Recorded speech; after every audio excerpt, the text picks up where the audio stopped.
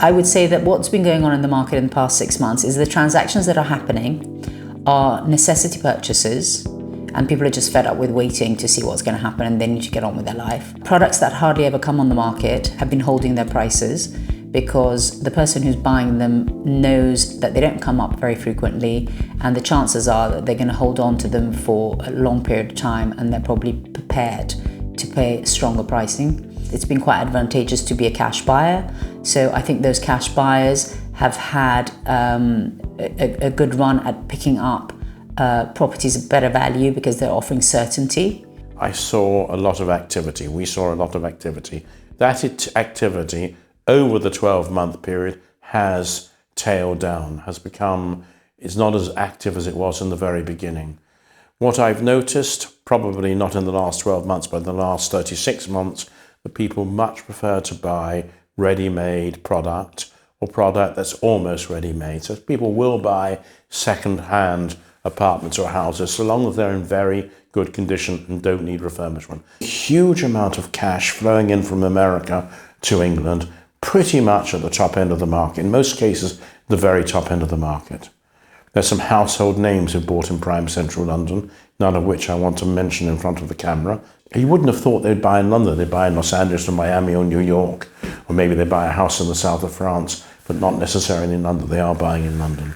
Well, the weird thing is we've actually been busier transactionally than we have been in some years before. And I think the reason for that is because a lot of our landlords out of our portfolio are exiting the market. They have found that all the taxes for private landlords have gone against them. They now have to pay their income tax before paying the interest on their mortgages. So if they've got a mortgage, they are having to get out of the market because they can't afford it anymore. It's not really so much the fact that interest rates have risen.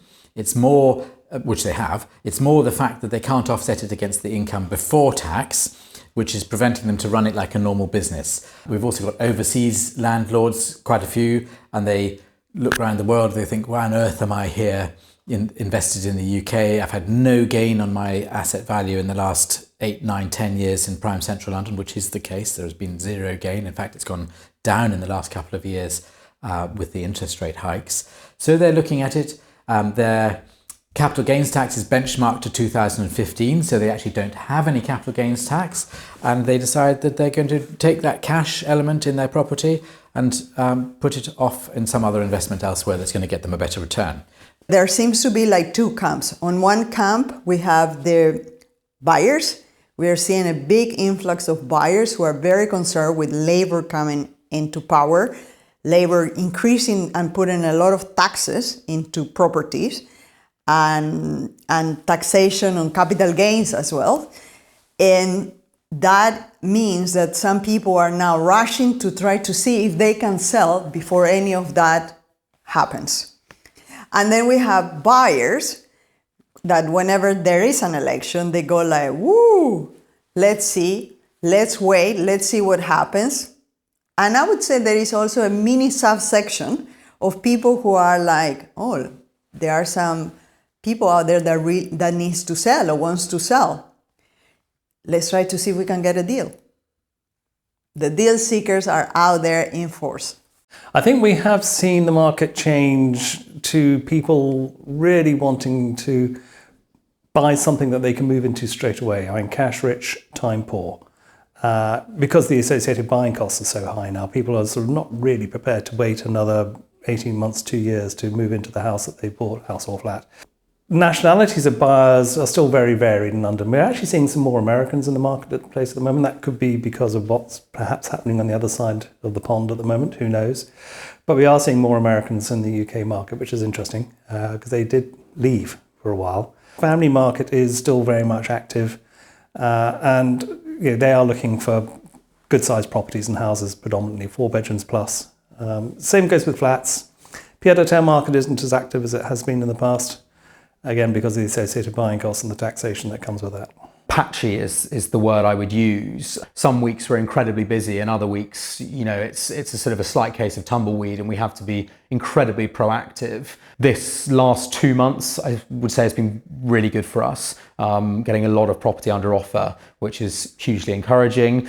Generally, the market seemed very slow on the first time of the year. Of course, there were some agents getting things under offer, but on a day-to-day out viewing with other agents in Mayfair, Belgravia, Chelsea, that was, for me anyway, the word on the street. People were really sort of head against the wall, pedaling hard, but not really seeing much reward. Stock levels, I would say, are very good at the moment, but ultimately new applicants registering, is down. And although the viewing levels are high at the moment, in terms of actually getting offers, and good offers at that, is actually down.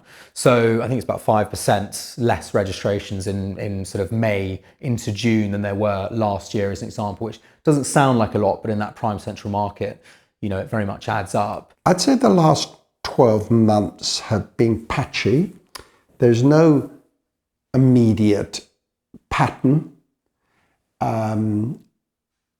Sales have taken place, but without any rhyme or reason. There is no trend, i.e. a particular nationality buying or not buying. Sentiments are calm. The election is being long forecast, so people know about that. The hope of interest rates coming down as inflation goes down is a positive backdrop, subplot to the story. So I think people are still buying. It's a very price sensitive market. So you can't just ask for what you want. I think that the imminent elections, are going to have an effect on the activity. People are just naturally going to wait. We've got the summer holidays coming on, and traditionally people don't really focus on property, especially when school holidays start. And I think these two things might see the summer market be quiet. If we are lucky, what might happen is when the Middle Eastern buyers come into town, which they tend to do in the summer, they will be a bit more focused on this kind of impulse, non-necessity purchase that they have at the back of their mind about buying in London, because the market is really, I think, at its bottom. I can't imagine that it's going to get any more favourable for a buyer. So I think those buyers in the summer may grab the opportunities and actually transact. I think there's going to be a very slow market between the day after the election and November. I think people are going to wait and hear what the Labour government have in store for us in terms of their manifesto and in terms of what they might impose on high net worth individuals, whether it be a wealth tax, whether it'll be anything to do with SDLT, I don't know. But I think people will be waiting. And God forbid that Labour impose more restrictions on non-doms or the like of non-doms, the worse it is for us, the worse it'll be for us. Again, remember how good London and the UK were as a tax haven. And guess what? We're nowhere near 10th place, let alone first place anymore. My prediction is that the Labour Party will win a very, very large majority, and that the Tory Party will be in a complete and utter mess. So one of the things that might happen with Labour coming in is that the Renters' Revenge Bill, as I call it, was known as the Renters' Reform Bill. I also think that Labour will bring in all sorts of other taxes, which will not actually generate the growth that they want to create. But I go back to the historical thing, which may or may not be the case going forward, is that actually under Labour governments, because people don't want to invest in business, they do have a tendency to invest in property as a safe as houses type approach. If you look back at Labour governments, the inflation in property value has been greater under Labour governments than under Tory governments. So it could be that that would be a factor as well. It's extremely difficult to say because, the elections certainly have not, back in early in the year, we all thought, we have the whole year, election will be at the end of the year, it's going to be a good year. But now that the elections are here, and as I say, it has certainly quietened some of that momentum that was there. And God knows what is going to happen. I mean, to be honest, none of these manifestos make much sense. One promises the earth and the moon and the stars, and the other says not much, other than we're going to tax you, but we are not telling you what the taxes are yet, because just in case maybe if you really knew what the taxes were, you are not going to vote for us. I don't think there's going to be much of a change. I think it's more of the same. I think, what we're looking at ahead of us on the 4th of July, whoever is returned to number 10, I think we'll just see more of the same. Taxation is always going to be an issue. The non-dom taxation has been brewing for a while. I think that we will see... I don't think we'll see any major changes in property taxes. I don't think we'll see any changes in the stamp duty, although I have my own feelings on how that should be amended or changed or done away with altogether. But it's such a low down thing on the list of things to do. That's not going to happen. So I think we'll just see the market continuing as it has done over the last 12, 18 months. I think that the agents who don't rest on their laurels and work very hard are going to see reward, but I think that there is a big change in trend at the moment, and maybe the agents who have been around for a long time have had their success and perhaps have, dare I say, got a little sleepy. It's not going to benefit them at all at the moment, and I think proactiveness and buyers are like gold dust at the moment. It seems a bit cliche, but if you have a good buyer, you need to make sure that you've shown them everything on the market. Whatever happens and whatever the effects, we can work with those when they come. But for now, we are having buyers who are saying, I'm just going to hold fire, or maybe vendors that want to come to the market, but they're reticent to do so until they have a clear plan. But I think it's sort of asking people realistically, whatever the result of what happens in the election, are you going to not buy in London? And most of them will go, well, I probably still will. So it's kind of saying, well, actually, if you're in a position, mainly sort of, let's say you're a cash buyer and you have the facilities to move quickly, I think actually you're better to jump on it now, secure something that you love, have potentially a short completion before the elections, and, be done with it. For the moment, there is not great unrest. Deals are being agreed, and interestingly enough, people exchanging contracts regardless of the election. Now, I would have thought, I've traversed 4 recessions, and I would have thought that buyers would hold off until after the election. A lot of people feel that actually the Labour policies, by their own admission, would not be vastly different to the Tory policies. They are much more composed, neutered. The policies will not be a lot different. And I think that's calming people's sentiments, which is not a bad thing. What's happening in the rental market was really written on the cards because all the changes that they made to landlords' ability to hold on to their rental portfolios, especially as individuals, has been put under a lot of stress.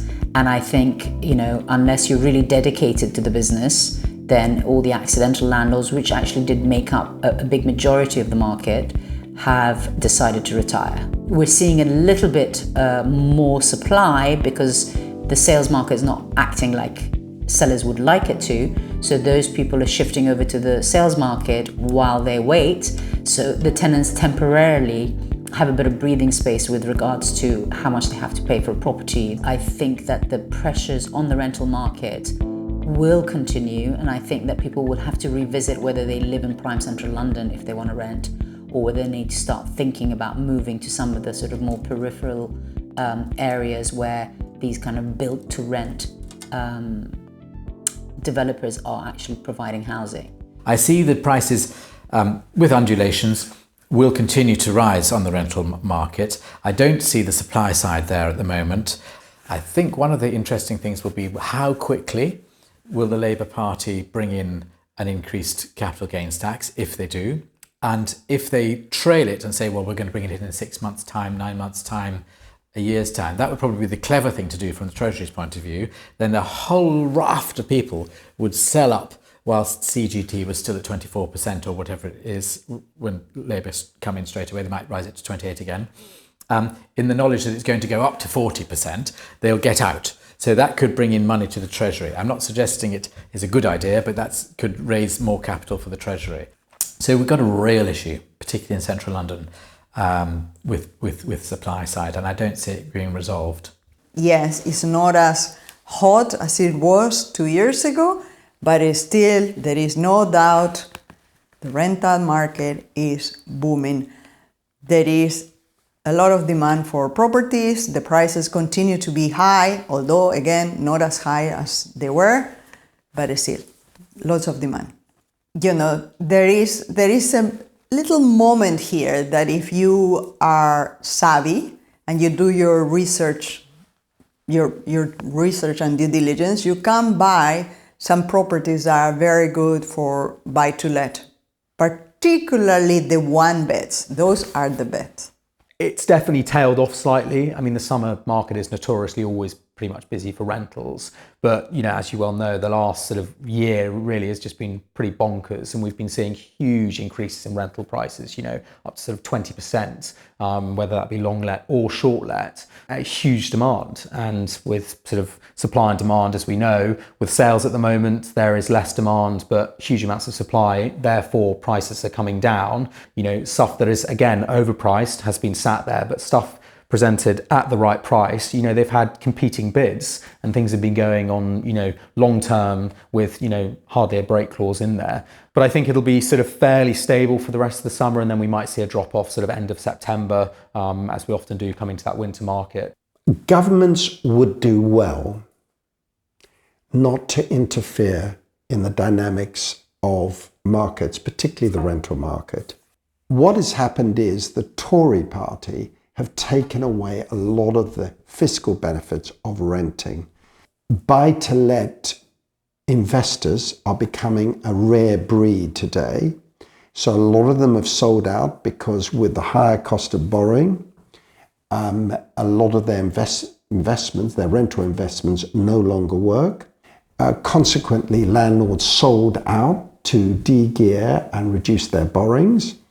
The number of tenants have increased because, prospective tenants, because the cost of borrowing have gone up and the gap between what they can afford as a deposit and what they need to pay has widened. Therefore, they have to rent for longer. So consequently, there are more, these people would have bought, but they can't buy. So the demand is greater, the supply is reduced, and rental values have gone up. So the non-dom status is an interesting one because, again, it's something that is having an impact a lot on people's decision making. Some of the people who are reacting and leaving are people who were potentially coming to the end of their non-dom status anyways. Hopefully what the new government will do is say, okay, the people who are here can finish their non-dom status, and anybody coming with new wealth will have a different criteria. And I think they need to think about very, very carefully if they're going to introduce inheritance tax to people who are not from the UK, who didn't make their wealth in the UK, and who are planning to be here for a lifestyle decision, whether it's educating their kids, whether it's something that they're doing for work. And I think that they need to think about this really fairly, because you're affecting a small number of people, but you're having a massive impact on the sentiment of what people think about coming to the UK. Now that it's clear that Labour are going to win, they're going to go even tighter on non-doms. We had a fellow pull out of a purchase on something, so straight away, just like that. So yes, it has had an effect. I know a shrink who works at the very, very high end of the market with a lot of non-doms, and her point is that actually all her clients have or are leaving the country. And it's not even so much, I don't think, about the non-dom bit, albeit I think that's important to give people the status to be able to work here without taxing them on their work and live here without taxing them on all their overseas income. I just think that's unfair. And so it drives those people away. But just about everything else that this government that we're in now, or just exiting, and Labour are suggesting, will drive away further investment. The reality is the non-doms have had a huge impact on our prime central London markets. There are two types of non-doms. There are the non-doms that came here to work. I was one myself. When I came, I'm working in a bank, most banking people were non-doms. And, many of them stayed and are here and they pay their taxes and so on.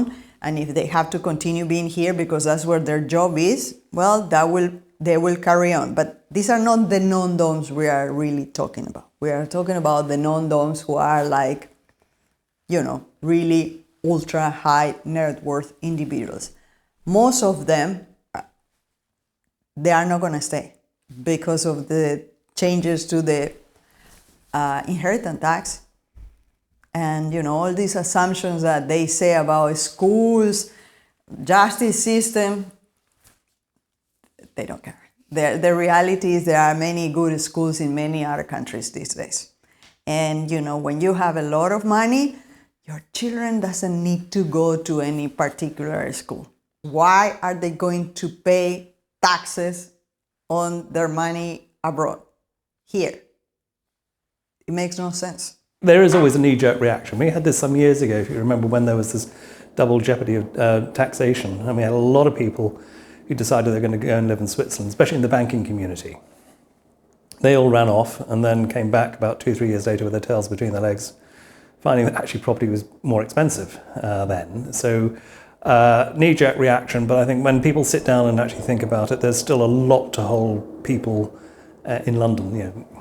Just life in London is so nice. I think that a lot of people that were looking to buy are potentially now going to look to rent just to sort of see what the situation is going to be. But sadly, the UK government is not making it easy for us and for, very wealthy foreigners who are coming over to hopefully benefit us as a nation. It's not attractive. Monaco, Italy, there's a lot of other places now where it makes a lot more sense to reside as a sort of a resident and then have your main residence somewhere else. It's just going to push that wealth out of town, and that affects stamp duty. It affects spending, in a general sense, restaurants, boutique shops, all of this, and whether that's going to help the UK economy.